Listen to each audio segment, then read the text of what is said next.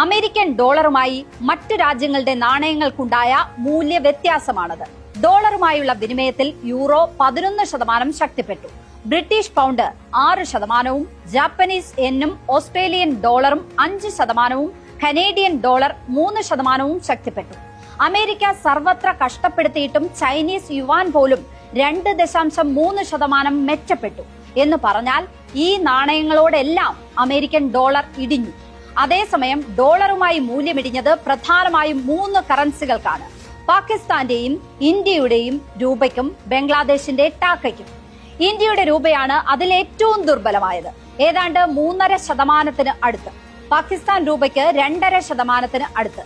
യൂറോപ്പിലെയും മറ്റു പ്രധാന സാമ്പത്തിക ശക്തികളുടെയും കറൻസികളുമായി താരതമ്യം ചെയ്യുമ്പോൾ വലിയ തകർച്ച നേരിട്ട ഡോളറാണ് രൂപയ്ക്കെതിരെയും ടാക്കയ്ക്കെതിരെയും മാത്രം ശക്തി കാണിച്ചത്. ഇതിൽ നിന്ന് തന്നെ നമ്മുടെ രൂപ ഇപ്പോൾ വിചാരിക്കുന്നതിലും താഴെയാണ് എന്നാണ് മനസ്സിലാക്കേണ്ടത്. രൂപ ഡോളറുമായി മാത്രമല്ല തകരുന്നത്. 1 പൗണ്ട് കിട്ടാൻ ഇപ്പോൾ 119 രൂപ നൽകണം. 1 യൂറോ കിട്ടാൻ 104 രൂപയും നൽകണം.